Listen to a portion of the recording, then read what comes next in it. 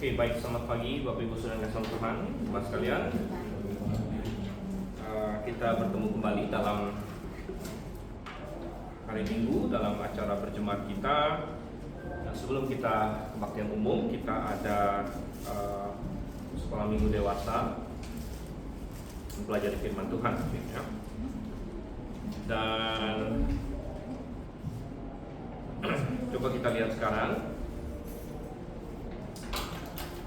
Ini adalah penghabisan untuk kitab Wahyu. Kita sudah sampai di dalam Wahyu pasalnya yang ke-22. Ya, coba kita lihat di sini. Dan kita mau menyelesaikan isian kita di sini, ya. Isian kita yang terakhir kali, kalau saya tidak salah, sudah sampai di nomor 7, ya. Kristus di sini muncul dalam perannya menggenapi perjanjian Daud, benar sih itu? Oke, baik. Oleh karena itu coba kita baca, tapi kita tinggal baca sedikit dari yaitu Wahyu 22 ayat 16 sampai ayat 21. Wahyu pasal 22 ayat 16 sampai dengan ayat yang ke-21. Ini beberapa ayat terakhir dalam Alkitab yang kita baca silih berganti. Saya mulai, kemudian cuma satu ayat selanjutnya dan sampai 21, hanya sedikit saja di sini, ya. Ya, selamat datang Pak Heri. Oke, saya akan mulai. Wahyu 22 ayat 16. Aku Yesus telah mengutus malaikatku untuk memberi kesaksian tentang semuanya ini kepadamu bagi jemaat-jemaat.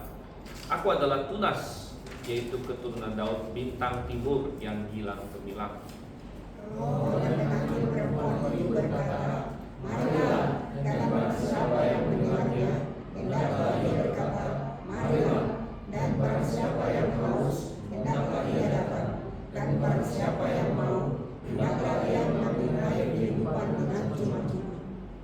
Aku bersaksi kepada setiap orang yang mendengar perkataan-perkataan nubuat dari kitab ini. Jika seorang menambahkan sesuatu kepada perkataan-perkataan ini, maka Allah akan menambahkan kepadanya malapetaka-malapetaka yang tertulis di dalam kitab ini. Dan jika seorang mengurangi sesuatu dari perkataan-perkataan dari kitab nubuat ini, maka Allah akan mengambil bagiannya dari bumi kehidupan dan dari kota kudus, seperti yang tertulis di dalam kitab ini. Ia yang memberi kesaksian tentang semuanya ini berfirman, ya, aku datang segera. Amin, datanglah Tuhan Yesus. Kasih karunia Tuhan Yesus menyertai kamu sekalian. Amin. Oke, kita berdoa terlebih dahulu. Minta saudara Richard, nanti kita berdoa. Kita berdoa. Bapa di dalam surga, kami sampaikan ucapan syukur kami ya Bapa kepadamu karena kasih karuniamu yang menyertai setiap kami ya Bapa, dan keselamatanmu yang melindungi kami selama satu minggu ini, dan pada pagi hari ini Kau memberikan kami kesehatan untuk kami bisa berkumpul kembali dalam acara berjemaat. Dan sebelum kami memulai acara berjemaat kami ya Bapa, kami ingin menyelesaikan sekolah minggu dewasa kami di kitab Wahyu. Kiranya Kau yang mohon, pimpin, Kau yang berikan hikmat kepada setiap kami agar kami senantiasa mengerti kebenaran-Mu ya Bapa. Kami berdoa di dalam nama Tuhan Yesus Kristus. Amin. Amin. Oke, jadi terakhir kita lihat di ayat yang ke-16.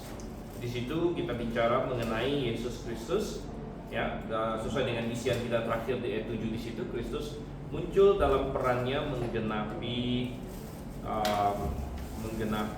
perjanjian Daud. Oleh karena itu dia berkata dia adalah Tunas, yaitu keturunan Daud, ya. Dan ini signifikan sekali. Kenapa? Karena Yesus Kristus, ya, memang dia adalah Allah, ya. Yesus Kristus ini, Yesus Kristus adalah Allah, tetapi Yesus Kristus juga adalah manusia. Kita bilang 100% Allah dan 100% manusia. Dan kita mengucap syukur untuk kedua natur dari Tuhan Yesus ini yang sama-sama berada dalam Dia. Dan kita mengucap syukur karena Allah menjadi manusia. Kan Allah menjadi manusia, Allah mengambil kodrat manusia di sini dalam dirinya. Dan bahwa Yesus adalah Allah itu luar biasa, tapi Yesus adalah manusia ini juga luar biasa. Karena dengan demikianlah Dia mendapat bagian dalam kita dan kita mendapat bagian di dalam Dia, gitu. Karena sebenarnya waktu Tuhan menciptakan dunia ini pertama sekali, lalu Tuhan menciptakan manusia pertama. Kita tahu manusia pertama adalah Adam, kan? Adam inilah manusia pertama bersama dengan Hawa kemudian istrinya. Lalu apa yang terjadi? Ya, Tuhan sebenarnya menaruh seluruh dunia ini ke bawah kepenguasaan Adam. Sebenarnya Adam yang diharuskan oleh Tuhan, diberi tanggung jawab oleh Tuhan untuk menguasai dunia ini, untuk memerintah dunia ini sesuai dengan sebagai wakilnya Tuhan lah.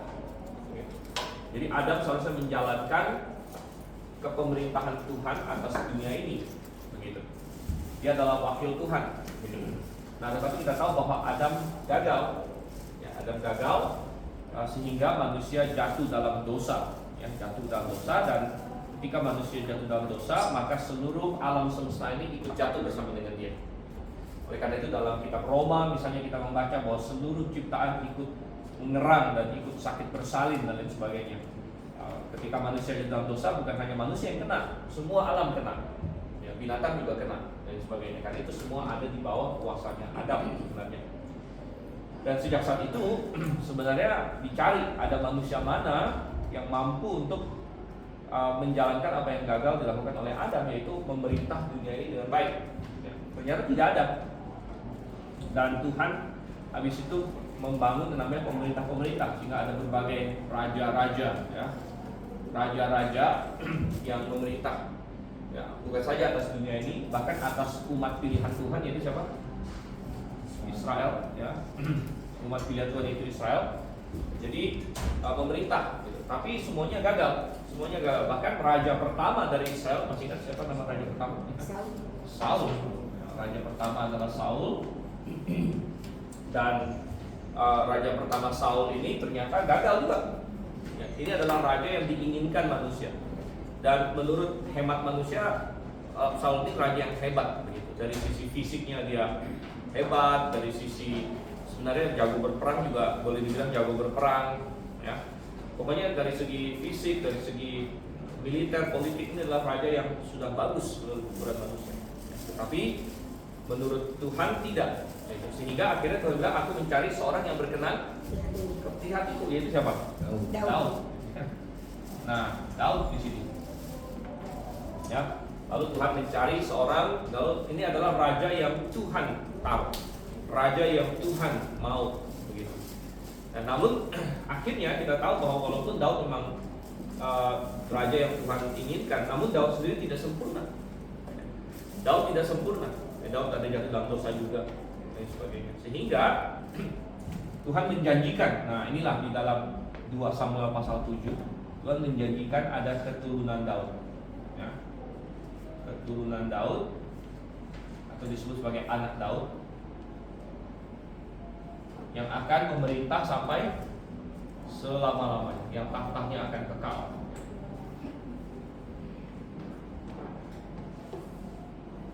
Ya, yang tahtanya akan kekal. Nah, jadi disinilah ada suatu pengharapan bahwa akan ada seorang raja dari keturunan Daud. Ya. Raja ini berarti kan manusia. Nah, sama seperti Adam dulu adalah raja atas seluruh dunia. Walaupun belum pakai istilah raja pada waktu itu. Ya, Adam menguasai seluruh dunia ini, tapi dia jatuh, dia gagal, dan tidak ada manusia selanjutnya yang berhasil. Ya, karena setiap manusia, setiap laki-laki terutama, ya, diberikan mandat oleh Tuhan. Misalnya kalau setiap laki-laki memimpin keluarganya, tapi adakah laki-laki yang memimpin keluarganya dengan sempurna 100% nggak ada salah? Ya, nggak ada juga sebenarnya. Dan mungkin memerintah atau memimpin macam-macam, memimpin pemerintah, memimpin jemaat, memimpin apapun, tapi tidak ada yang sempurna. Ya, tidak ada yang sempurna. Dan ya, tetapi ada suatu pengharapan. Tuhan bilang dari anaknya Daud, dari keturunan Daud akan ada yang tahtanya kekal. Tahta kekal ini menggambarkan kesempurnaan, karena semua yang tidak sempurna itu tidak mungkin kekal. Tidak mungkin kekal. Pasti akan berakhir, pasti akan hancur. Tapi akan ada keturunan Daud, ini di 2 Samuel pasal 7 yang kita sebut perjanjian Daud. Ya, perjanjian Daud. Dan ini adalah perjanjian yang penuh pengharapan bahwa di tengah-tengah dunia ini yang silih berganti, satu dinasti, satu rezim politik dan sebagainya, ya kita barusan pemilu kan. Nah, udah berganti lagi gitu. Berganti lagi. Nah, bakal gimana ya kita nggak tahu juga sebenarnya. 5 tahun ke depan, 10 tahun ke depan, 20 tahun ke depan Indonesia bakal seperti apa? Tidak ada seorang pun yang tahu. Tapi yang jelas tidak mungkin sempurna. Tidak mungkin sempurna. Ya. Tidak ada pemerintahan yang sempurna. Ya kan? Banyak kelemahannya. Tetapi ada di sini, makanya ada suatu janji tentang seorang yang akan memerintah dengan sempurna, yang berarti berhasil di mana Adam gagal. Dan kita tahu bahwa ini akhirnya dipenuhi oleh Yesus Kristus. Jadi Yesus Kristus, dan oleh karena itu pemerintahan milenium Tuhan Yesus Kristus yang akan memerintah dan bumi ini adalah pemerintahan yang sangat penting sekali. Karena itu membuktikan Yesus sebagai manusia, bahwa ada manusia yang bisa menggenapkan apa yang Tuhan Sang Allah Bapa inginkan. Ya. Tapi manusia itu adalah Yesus Kristus. Dan memang dia Allah juga gitu, tapi dia manusia. Makanya kita nebeng bagian ininya. Kita bisa berkata, nah ini ada apa? Ada saudara saya sesama manusia, ya kan? Yaitu Yesus Kristus yang mampu untuk melakukan itu, yang mampu untuk melakukan segalanya dengan sempurna, dan mampu untuk memerintah dengan sempurna selama 1000 tahun. Dan setelah 1000 tahun kerajaannya tidak berakhir. Kadang-kadang ada yang bingung, kenapa kerajaan Kristus kadang-kadang disebut kerajaan yang kekal, kadang-kadang disebut kerajaan yang 1000 tahun. 1000 tahun itu yang panjang ya, tapi kan 1000 tahun nggak sama dengan kekal sebenarnya. Ya, tapi jawabannya adalah karena waktu 1000 tahun ini adalah kerajaannya di bumi ini, di bumi yang lama. Tapi habis 1000 tahun kerajaannya tidak berakhir, namun kerajaan itu masuk ke dalam kekekalan. Nah, ya, jadi dua-duanya benar, begitu kan? Bahwa dia memerintah 1000 tahun di muka bumi ini, ya, di bumi yang masih lama, bumi kita sekarang. Tapi kemudian bumi yang lama ini akan dihancurkan, tapi kerajaannya tidak berakhir, melainkan apa? Berlanjut. Sedang langit baru dan bumi baru. Oke, oleh karena itu titel Tuhan Yesus di sini yang di ayat 16 dikatakan, Aku adalah tunas, yaitu keturunan Daud. Oh, dialah yang menggenapi perjanjian Daud. Suatu tahta yang akan kekal. Kemudian ada istilah berikutnya lagi, bintang timur yang gilang gemilang. Ya, bintang timur yang gilang gemilang. Nah, bintang timur, Lucifer mencoba untuk meniru. Ya, Lucifer mencoba untuk meniru, tapi bintang timur yang sejati adalah Yesus Kristus. Nah, apa signifikansi dari istilah bintang timur? Bintang timur ini istilah zaman dulu ya. Karena bintang timur ini adalah bintang yang paling terang ya, di malam hari gitu, atau menjelang pagi, bintang yang paling terang itu adalah bintang timur di situ. Dan bintang timur kita tahu hari ini sebenarnya adalah Venus sebenarnya begitu ya. Jadi memang kelihatannya kayak bintang gitu, tapi sebenarnya ini adalah yang paling terang. Tapi sebenarnya bukan bintang dalam pengertian seperti yang lain-lain ya. Tapi ini adalah bintang timur adalah benda paling terang di angkasa setelah matahari dan bulan. Jadi kalau matahari ya nggak ada yang bisa ngalahin ya. Siang hari matahari terang sekali, terus kalau malam hari ya bulan. Ya. Tapi benda yang paling terang ketiga adalah bintang timur. Itu sebenarnya adalah planet Venus sebenarnya. Ya. Yang kelihatan seperti bintang, tapi dia cukup terang begitu. Dan ini intinya ingin menggambarkan bahwa kenapa Tuhan Yesus memakai titel ini bintang timur. Bintang timur. Jadi dia adalah pembawa terang, ya, pembawa terang. Nah, Lucifer sebenarnya juga meniru itu. Bahkan kata Lucifer sendiri, Lucifer itu ini muncul dalam Alkitab KJV ya. Kata fer ini dari kata Yunani artinya pembawa. Luz itu terang gitu. Ini Lucifer itu juga literal adalah pembawa terang sebenarnya. Artinya begitu ya. Karena fer ini dari Vero, membawa ya. Luz ya. Sampai hari ini kalau kita mengukur terang kan pakai lux, berapa lux ya. Nah, berapa ini ya. Jadi ini dari kata luz ini ya. Jadi pembawa terang ya, Lucifer itu pembawa terang ya, minimal sebelum dia jatuh dalam dosa. Dan sampai sekarang dia masih meniru. Coba kita lihat di dalam 2 Korintus pasal 11.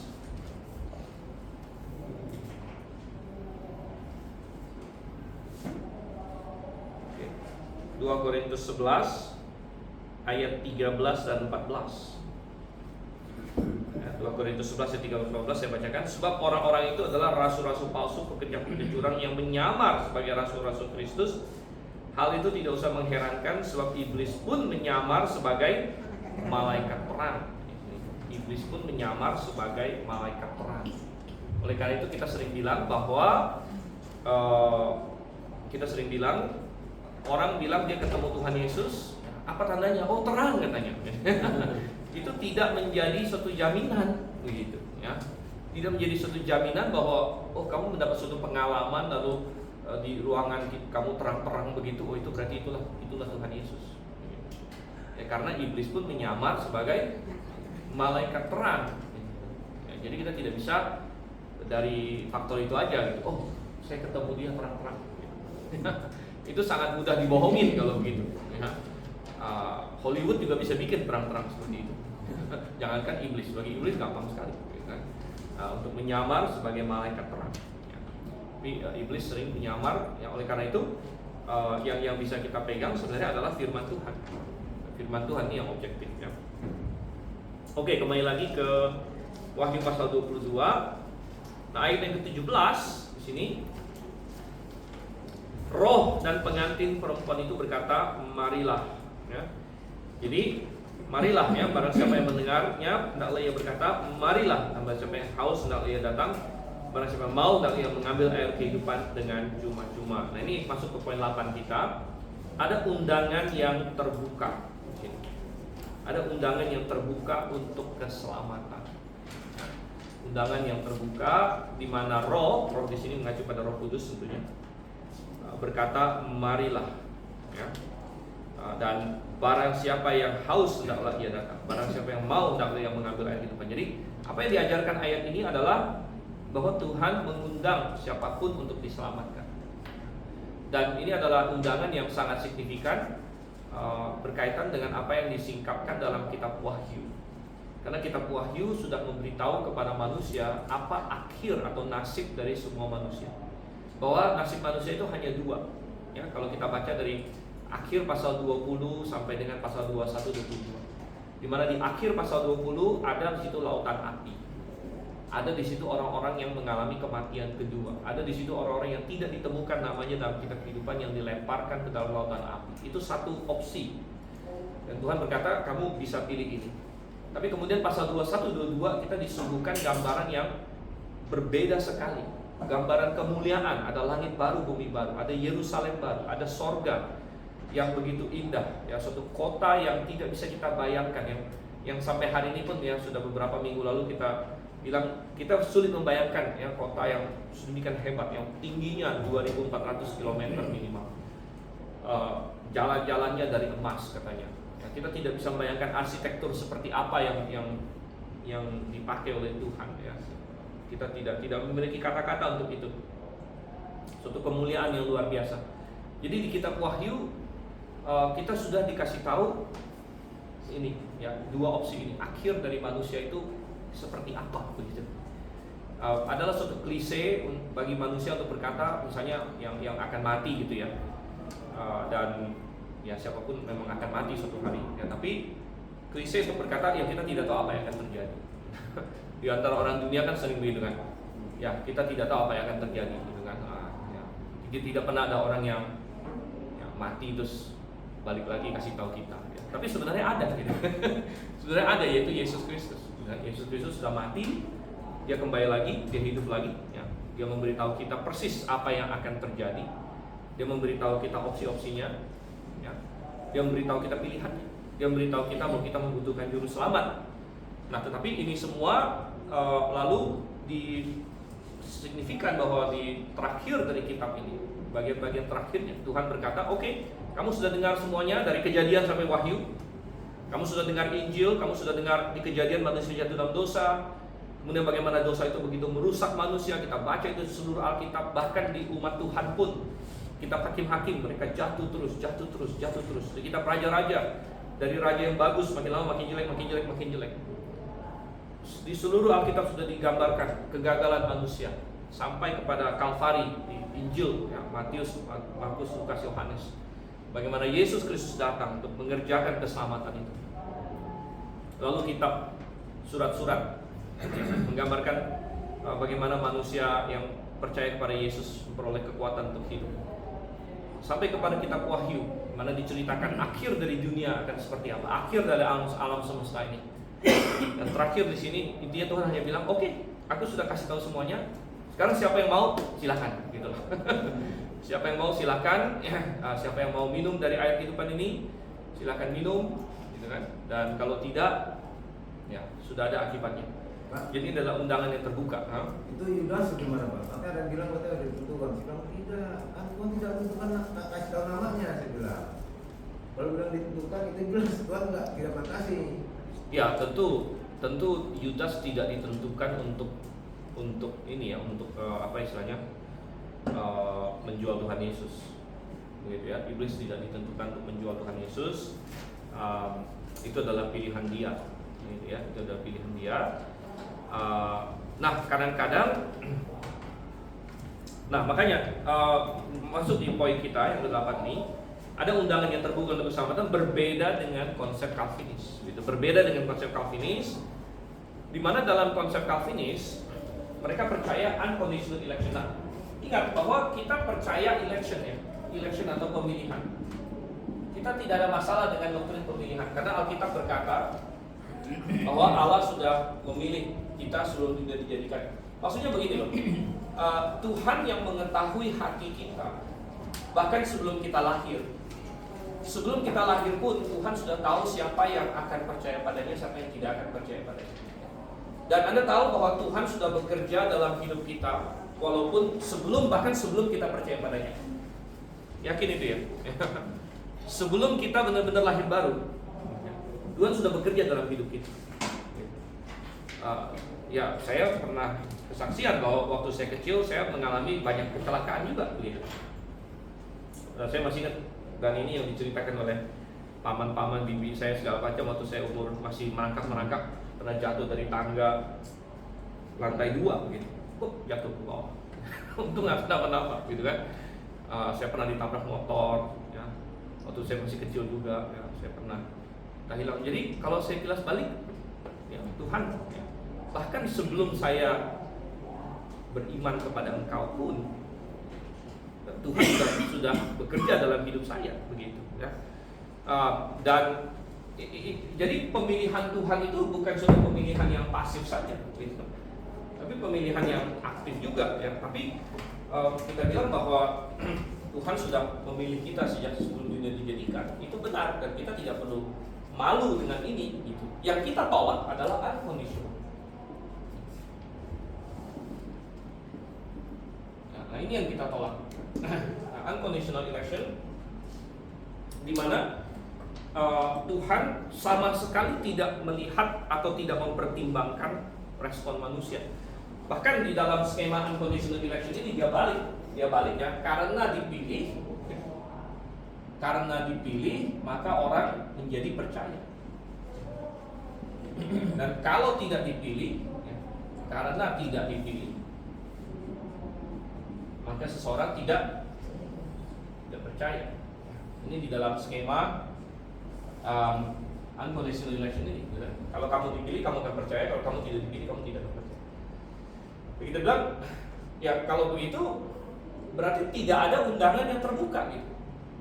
tidak ada undangan yang terbuka seperti yang di dalam Wahyu pasal 22 ayat 17 yang baru saja kita baca ini, di mana Roh berkata, marilah barang siapa yang mau. Gitu kan? Marilah barang siapa yang mau, berarti kan sebenarnya Tuhan membuka untuk semuanya. Ayo yang mau silahkan. Tapi kalau ini sebenarnya ini sudah dikasta, jadi manusia itu sudah dikasta sebenarnya. Ada yang sudah dikasta masuk ke sini. Dan ini ingat, manusia tidak bisa mempengaruhi ini. Ini kayak semacam lotre kosmik gitu. Kamu masuk bagian mana aja gitu. Kebetulan kamu masuk di sini ya hoki lah, mengucap syukur lah gitu. Kebetulan kamu masuk sini ya juga nggak ada apa-apa yang bisa kamu katakan, dan nggak ada apa-apa dan nggak bisa ngapa-ngapain juga gitu. Berarti percuma aja ada firman Tuhan dalam dunia. Iya dong. Bisa dikatakan iya juga gitu. Enggak, menurut mereka firman Tuhannya demi yang satu ini katanya. Ya demi yang ini. Buat apa juga? Ya makanya kita bilang bahwa sebenarnya ini menjadi satu sandiwara besar gitu ya. Seluruh dunia ini hanya satu drama yang sudah di scripted lah istilahnya gitu, sudah disutradarai dari awal sampai akhir, dan yang kita kira kita memilih dengan bebas sebenarnya tidak gitu. Sebenarnya tidak. Jadi kehendak bebas itu ilusi. Kehendak bebas itu ilusi, dan sebenarnya semua sudah settingan, walaupun kita merasa kita memilih dengan bebas. Ya, kita merasa kita memilih dengan bebas, tapi sebenarnya sudah settingan gitu, sudah pasti begitu, sudah diprogramkan begitu gitu ya.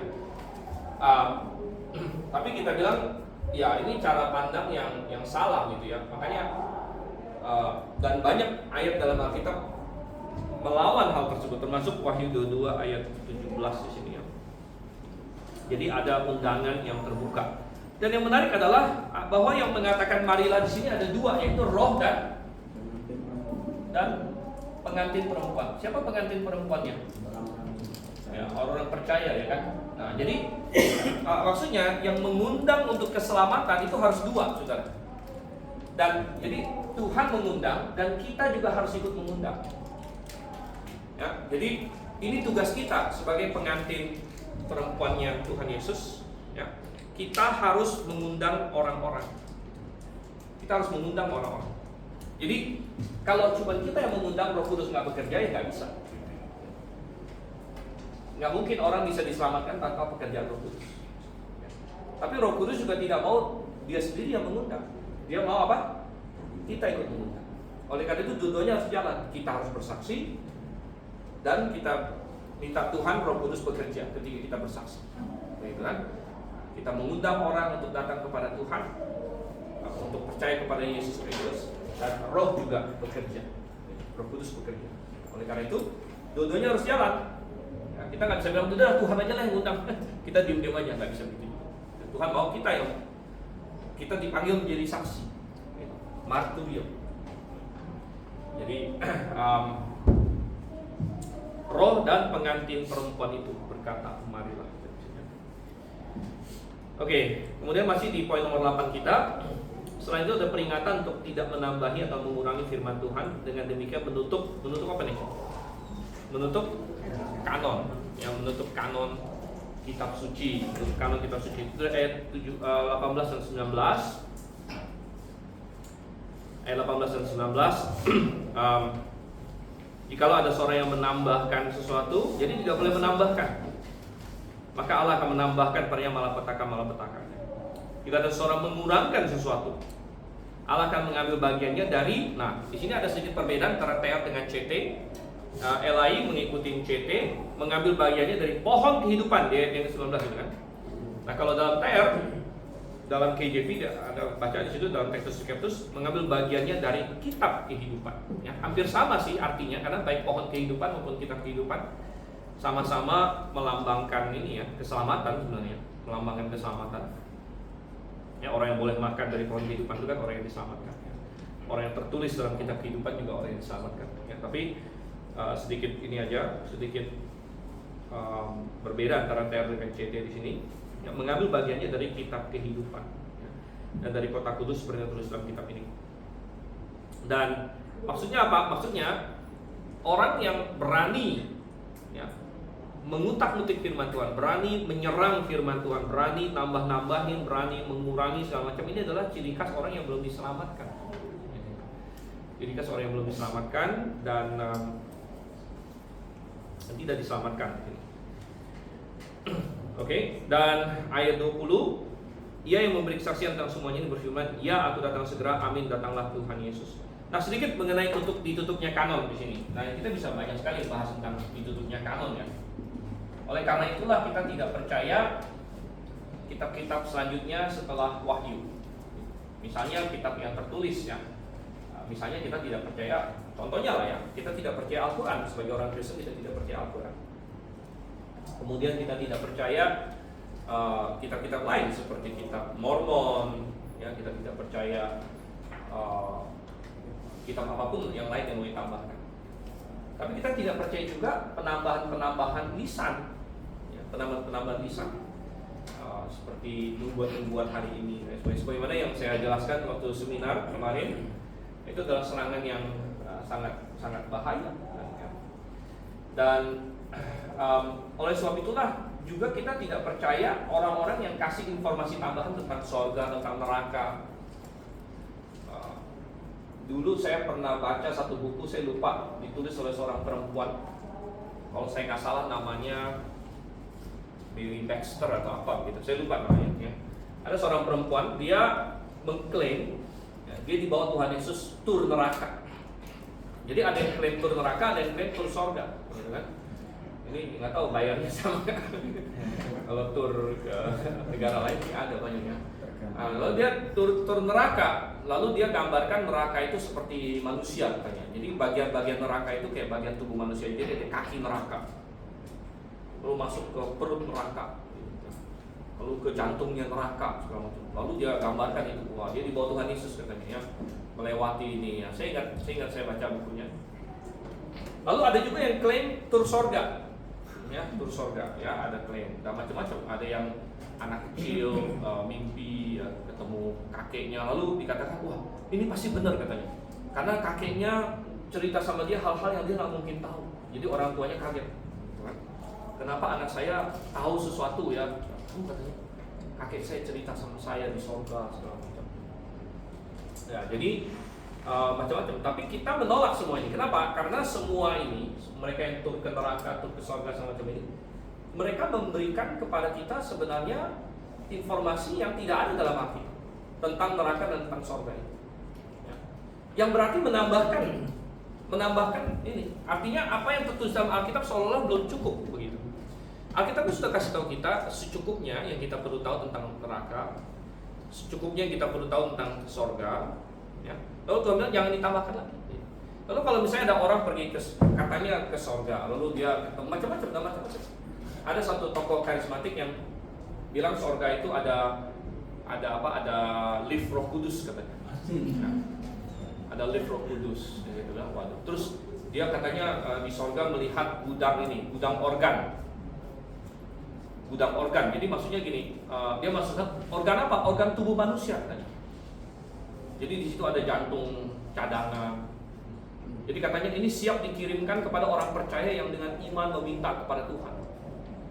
Nah, jadi ini untuk mendukung klaim ini mereka. Jadi misalnya Anda didiagnosis oleh dokter gagal ginjal nih, Anda disuruh doa sama Tuhan, katanya di surga itu udah ada ini gudang organ katanya. Nah, jadi kalau kamu doa klaim sama Tuhan, Tuhan kirim ini ginjal cadangan yang di surga yang untuk kamu. Tring, wah gitu. Jadi kita bilang nggak ada itu dalam Alkitab. Loh, Anda tahu dari mana? Ya dari orang ini gitu.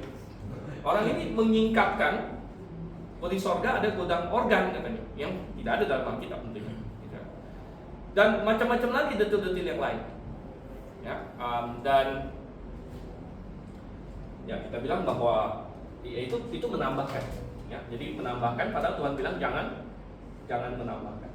Ya, jangan menambahkan. Oke, jadi itu sangat jelas sekali ya. Oke, kemudian kita lihat lagi ayat 20 dan 21. Masuk ke poin nomor 9 kita. Perjanjian baru diakhiri dengan pengharapan akan kedatangan Kristus.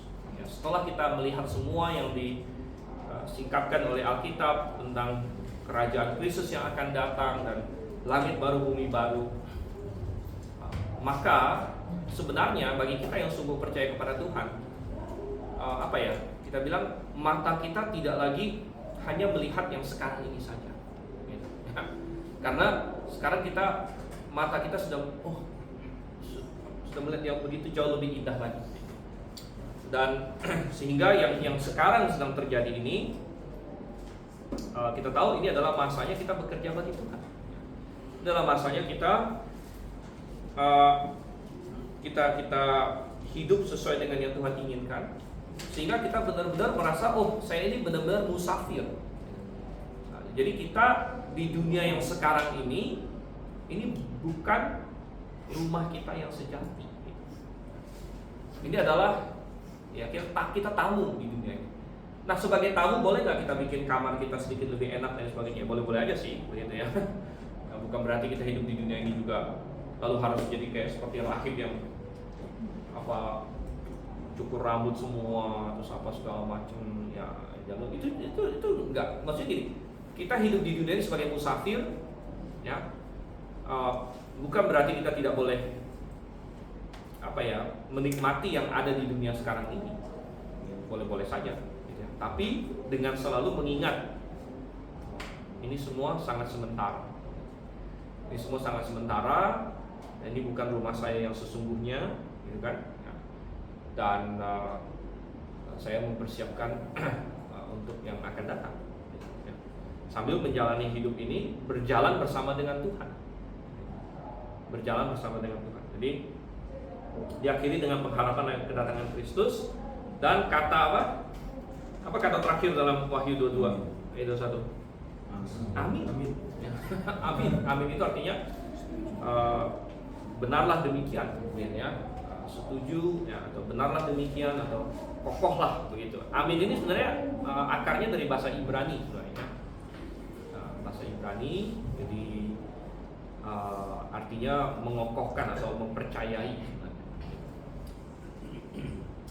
Kontras dengan perjanjian lama, jadi perjanjian baru terakhir dengan Yesus akan datang kembali.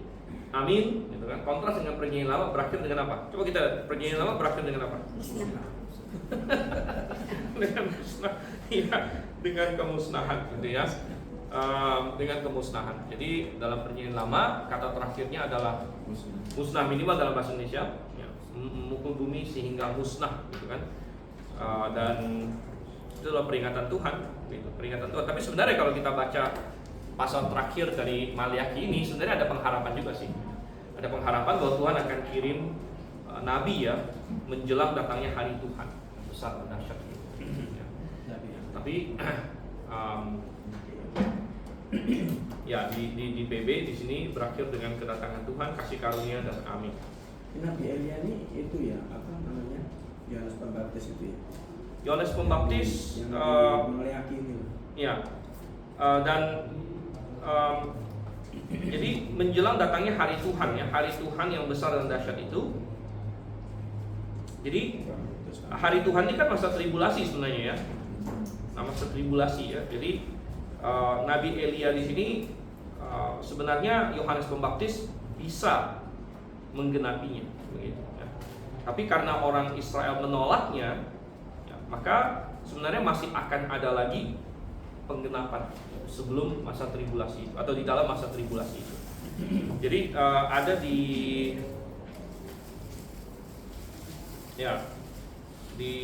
Injil mana dikatakan bahwa Yohanes adalah Elia jika kamu menerimanya, ya. Jika kamu menerimanya, ya. Tapi akhirnya kan begini, kalau kita perhatikan di Maliaki punya nubuat, nah, coba perhatikan Maliaki 4 ayat 5. Sungguhnya aku akan mengutus Nabi Elia kepadamu menjelang datangnya hari Tuhan yang besar dan dahsyat itu. Maka ia akan membuat hati bapak-bapak berbalik kepada anaknya, hati anak-anak kepada bapak-bapaknya. Maksudnya apa? Dia akan membuat apa? Manusia bertobat, gitu. Dia akan Tuhan pakai untuk mendatangkan pertobatan. Nah, Yohanes Pembaptis sudah mulai melakukan itu Karena kan dia datang berkhotbah, menyuruh orang dibaptis, sebagian orang dibaptis, tapi ujung-ujungnya Israel menolak Yohanes. Yang menolak Yohanes, makanya mereka menolak Tuhan Yesus. Oleh karena itu bisa kita katakan bahwa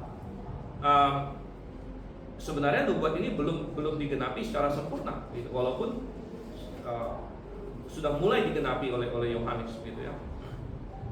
Tetapi ini akan digenapi lagi pada masa tribulasi menjelang kedatangan Tuhan Yesus yang kedua. Oke, nah coba kita lihat sekarang. Ya, baik. Berarti Elia akan datang lagi. Ya, saya percaya begitu. Ya, saya percaya begitu ya. Elia akan datang lagi ya. Oke, nah, sudah selesai kita, sudah amin gitu ya. Nah, sekarang ada sedikit ini kuis ini, seperti yang saya janjikan. Tapi nggak usah takut, kuisnya pilihan ganda gitu ya. Coba aja ya, ini ya. Ini sedikit ini aja. Enggak ini juga nanti self evaluation. Oke, kalau memberikan.